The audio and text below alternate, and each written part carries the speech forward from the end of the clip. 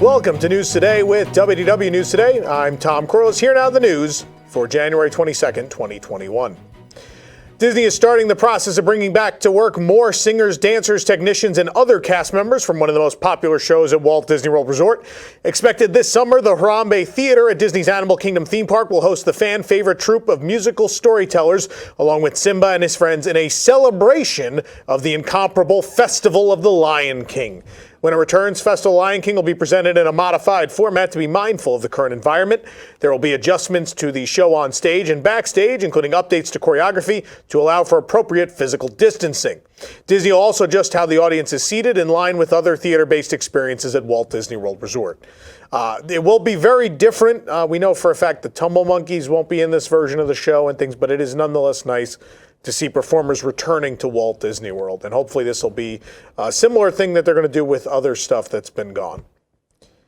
Walt Disney World has filed a notice indicating that they are going to lay off 19 additional cast members on March 20th. It's not clear if these cast members are part of or in addition to previously announced layoffs. 3 of the cast members are from Celebration offices, 1 is from the Main Gate complex, and the other 15 are from other Walt Disney World departments. The Walt Disney Company has laid off, of course, 32,000 cast members in the past year, of which at least 18,000 worked at the Walt Disney World Resort. In an eminent domain settlement, Florida has agreed to pay $198 million to acquire the Crossroads shopping center near Walt Disney World. Florida will be knocking down Crossroads in order to build a new road leading to Walt Disney World as part of the ongoing I-4 Ultimate project.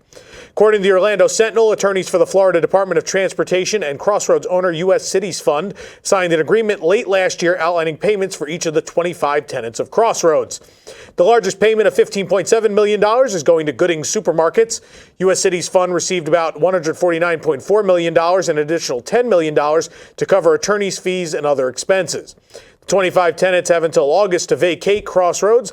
The $198 million is now the highest known eminent domain settlement, at least in the state of Florida, previous record being around $70 million.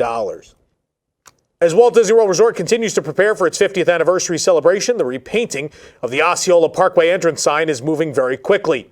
The visible work on the sign started only recently, but there's already been a lot of progress. The first photos you're seeing were taken just a few hours after the day prior's update around 10 a.m. This morning, the crews focused on the Minnie Mouse side of the sign, with Minnie covered in a protective plastic, and the crews were working on the right columns, which were getting primed. The sign to the right of Minnie, which says "Welcome to Walt Disney World Resort," got primed and painted by the afternoon of the first day of work. By that afternoon, also, both of the columns supporting Minnie Mouse are completely primed, along with most of her surroundings. It is expected that this will be a very quick process, as they don't want to incapacitate some lanes on Osceola Parkway for long. Pirates of the Caribbean at the Magic Kingdom has been getting a lot of love lately, with a new attraction sail debuting outside the attraction a few days ago. But now the queue received some additions to help with distancing. New plexiglass and metal dividers have been added to only a portion of the Pirates queue. The dividers are connected to the stanchions that usually hold up the chains that make up the queue already. These new additions will create a division between guests as they pass each other in the small corridor once inside. The dividers have a metal lower half and plexiglass above, as usual. The dividers accompany the social distancing markers that show guests where to stand as they wait in line. These additions do add several more spots, as before this middle lane was incapacitated, but guests had a real hard time understanding that you couldn't stand in that lane, so they kind of had to add this in. Meanwhile, over at the Haunted Mansion, they have added plexiglass dividers in the queue as well. While every Magic Kingdom attraction reopened with social distancing guidelines, many have been adding additional dividers to hold more guests. The new dividers at the mansion are in the first section of the queue before reaching the themed graveyard. During our visit, there wasn't a long enough queue to use them, but you can see them here in our photos. Though Tom Sawyer Island and the Liberty Square Riverboat will remain closed for refurbishment through February, the rivers of America are now being refilled with water at the Magic Kingdom. When we were checking out Harper's Mill earlier, we saw them pouring water back into the river just past the Haunted Mansion.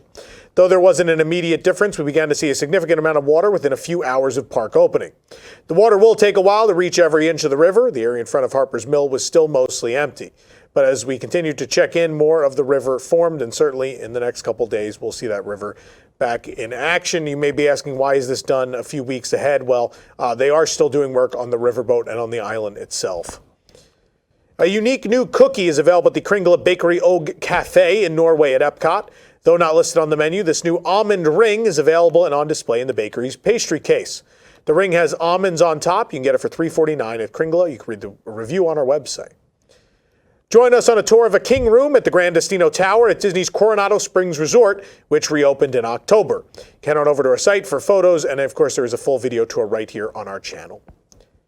After several weeks of dismantling, the Monorail platform at Disney's Polynesian Village Resort is now completely demolished. Monorails have not been stopping at the station for over 2 months while the refurbishment takes place. 2 days ago, the roof of the station was entirely removed, and now the whole thing, it's all gone. All gone. It's a hard sight to see. That's been there for a long time. But they are obviously rebuilding a new station in its place. So, wood gets old. It's been 50 years. It was probably time to do it, but as you can see the current state, they've pretty much wiped the slate clean in front of Disney's Polynesian Village Resort. Of course, the resort currently also being remodeled. The rooms are being changed to a Moana theme.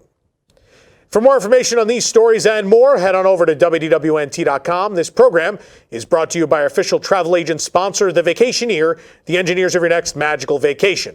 Sit back and let their team of vacation planning experts craft your family's next trip. The best part, their services are free. Visit WDWNT.travel for details. The Vacationeer, the official travel agency of WDWNT.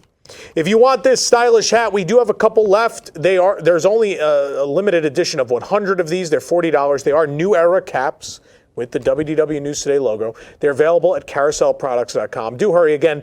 We were already half gone on these by Thursday night, so chances are they're close to gone now. If you're enjoying the show, be sure to like this video, subscribe to WDW News Today on YouTube for more great content, and click the bell for notifications. Also, make sure to hit select all notifications so you never miss an episode of the show. For the worldwide leader in Disney Parks news, this is Tom Corliss saying enjoy the rest of your today and have a great, big, beautiful tomorrow. And please go watch Timekeeping. I thought it was a very good show, people said. Please watch it. 4 panelists, 30 minutes, 1 week in Disney Parks news. This is Parks Center. On Parks Center, the panel and I cover the top 7 Disney Park stories of the past week. From attraction news to transportation scandals to new food and merchandise, we'll cover it all in 30 minutes or less. You can watch us stream live every Wednesday night at 9 p.m. at WDWNtunes.com, watch episodes on demand at youtube.com/WDWNT, or subscribe to the audio version of the show on your favorite podcast app.